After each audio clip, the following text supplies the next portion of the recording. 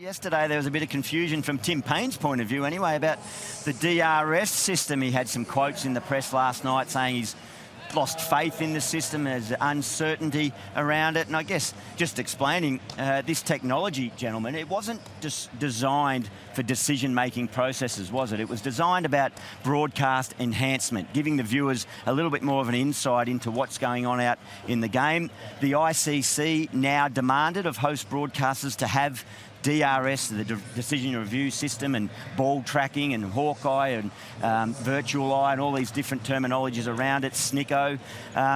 They demand that you have it as a broadcaster, but they contribute nothing financially to the cost of it, which it's a very, very expensive bit of equipment and technology to have. And there's no consistency around the world about what the operating company is that's doing it. So it's a little bit of a grey area, but Tim Payne found it very, very frustrating yesterday. He was given out LBW on review. He felt he was hit outside the line possibly.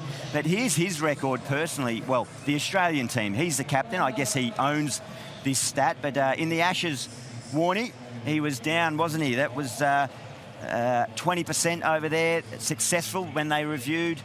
And then he's got a bit better this year. And these are only the ones that they do review, not the ones that he chooses not to go upstairs. Yeah. So there's often there's been some missed opportunities there. Yeah, as well. Look, it's a huge topic. I mean, it's a topic that everyone just talks about all the time. He had a shocker by his own admission in England. He had an absolute stinker in the Ashes and hasn't got it right. They've got all sorts of things going on to try and get it right. Just to go on, just to talk in a summary, I suppose, of all this technology. Yes, it was invented to be a TV tool to help the viewer watching. The ICC have now demanded that every country has to use them, every host broadcast has to use them, but it's all different. So if the ICC demand that, the ICC should say, right, this is the best technology is available. This is the best SNICO, hotspot, virtual eye, Hawkeye, whichever one they think is the best. And they go, we will pay for it, and every single board will use it. It should not be up to the TV networks to have to pay for it and say, well, some boards can afford more than others, so you can have better technology. So this is the one that we heard that's been a bit of fuss about yesterday. So that Tim Payne. That was given not out, wasn't it? And then reviewed by Kane Williamson, getting close to a Test match century, the elusive one for Tim Payne.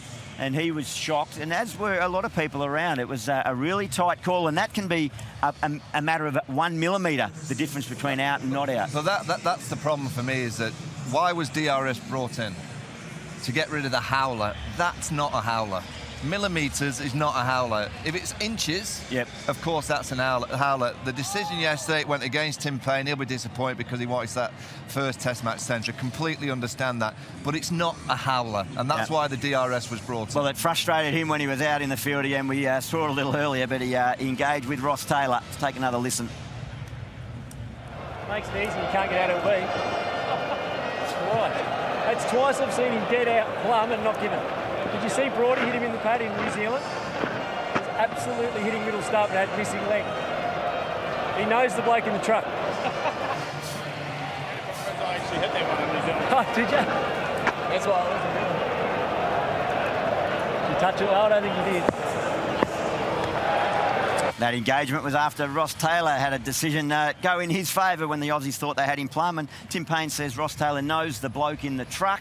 Well, we've sent Mark Howard somewhere down around where all the boffins do hang out in the truck and give us these decisions. Howie. Indeed, Gilly. First, I want to show you where we are. So anyone that knows the MCG, this is Brunton Avenue around the back.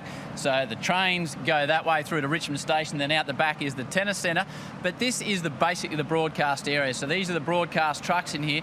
So we'll take you through this way and shows you what goes on down. Oh, well, here's where the crew get their lunch. 38 vegetarian rolls left, only one bacon and egg, so they obviously like the bacon and egg, not so much vegetarians. So this is where Gav Hinks, the director, he sits in this truck. A lot of people work in there to provide all the pictures. The fans, almost like Formula One, they blow out the heat. A lot of heat comes out from that truck, a fair bit of it from Gav, by the way. Now, so this is where the technical boffins, as you call them, Gilly, operate. So this is where the virtual eye team are in here.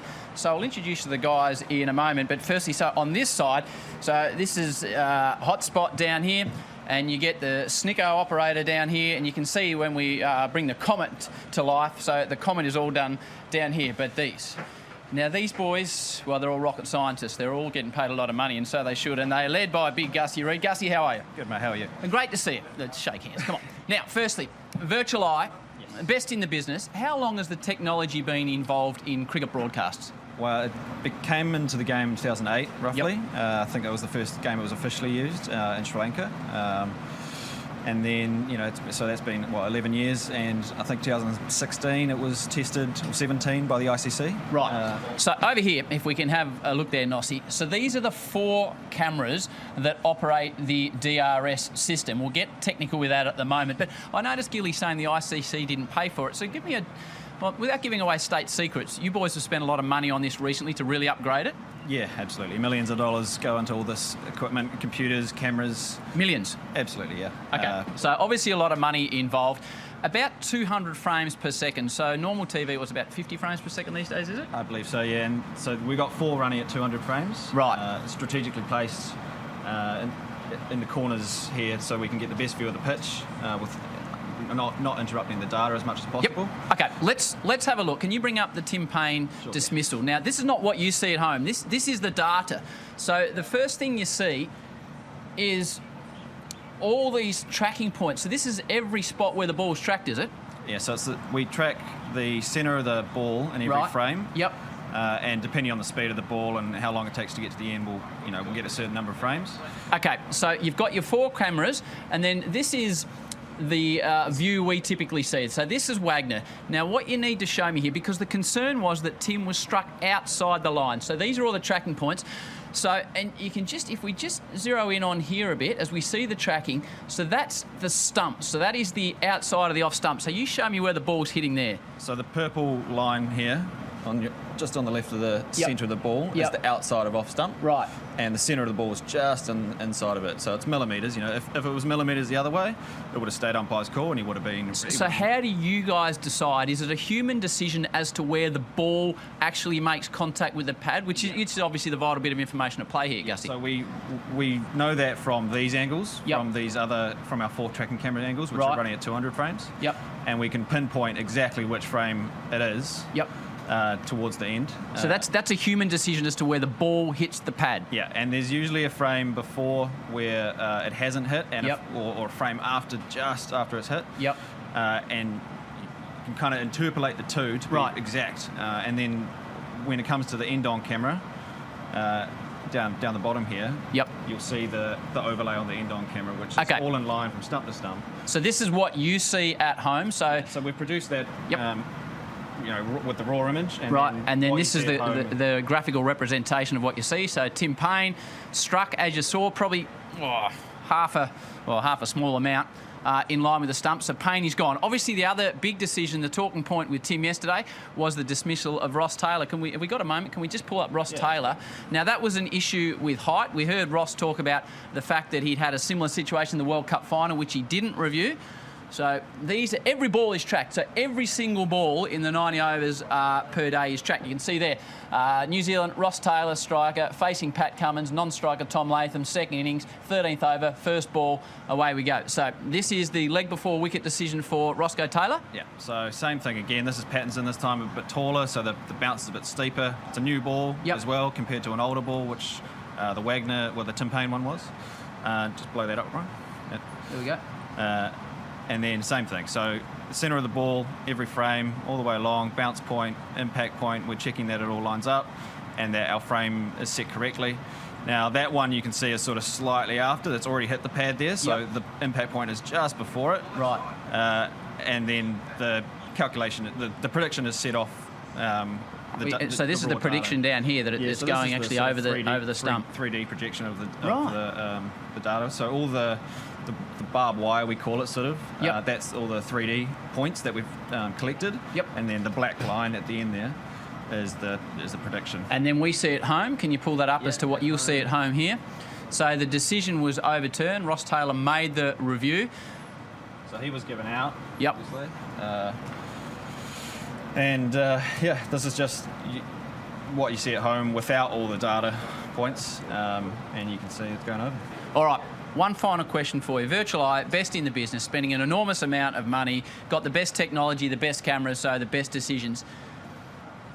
How confident I'm putting you on the line here, but how confident are you that you can predict the tracking of the ball to a high degree of accuracy? And what type of accuracy are we talking about, Gussie? We're not doing the predicting. The system's doing the predicting, and that's based off the data we collect. And we're confident that the data we collect is spot on. And we can check it from multiple angles, 200 frames a second. You know, it's far better than the human eye. That's for sure. Well done, Gussie. Good work. So I hope that's a decent explanation for you at home. Gilly, a lot of data, a lot of numbers around here, but yeah, I'd back these boys against anyone. They're the best going round. Oh, fantastic, Howie. Thanks, Gus, and all the team down there. And I think that just shows you there. Virtual Eye, we're thrilled to have them as a partner of ours. Obviously, they put a lot of money into that technology. And, of course, Fox Cricket, we spend a lot of money to engage these expert companies to make the viewing experience all that little bit more special as you observe cricket in any format. But what do you think, guys? What do you make of that, Vaughan? I thought it was fantastic, not just for the viewer, but for us on the panel, just to see it and the breakdown. You know, Tim Payne, as much as he can, that's out. You know, that's just been explained perfectly. There's a small amount of human kind of judgment involved, but from what I saw there and for all the information that's gathered, technology has improved cricket. Yeah. We always remember that. The game of cricket has been improved through the DRS system, and I thought yesterday it's a talking point, but the right results came at the end of it. Yep. I think the quick point you mentioned about it was brought in to get rid of the howler, and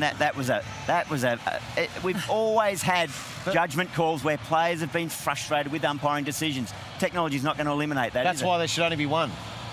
It should be only one chance, not two. Right. If you only get one opportunity, that'll be the howler, because no one's going to use it for the 50-50. Is that a bit high or not? You only use it if you know you've got an inside edge. Yeah. They're the only times you're going to use it. So if you go back to one DRS only, then that solves all the issues, because that is for the howler. No one's going to use it unless they know they've inside edged it. For me, there's a number of things in there. Tim Payne, immensely disappointed he missed out on his first 100 in Test cricket. I think, personally, that's inside his head.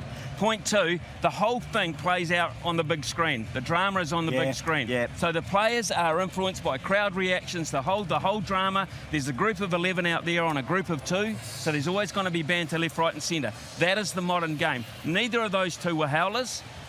For my money, Tim Payne should have stayed out of it, because the good will come with the bad. If you play the game long enough, we all know it balances out. And who said that at the end of the day? The guy you think might be the best choice for captain going ahead. Travis Head said, look, let's not dwell on this. We all know at the end of the day, we're going to be good, they're going to be bad, and if it evens out, we should all be happy. End of B story for me. Get on with the game, Tim. Get on with the game. You're playing well. Your team's in front. That's the issue for you, son. Sage advice from Ian Smith. Take the emotion out of it, play on skill and trust that. There's plenty to talk about.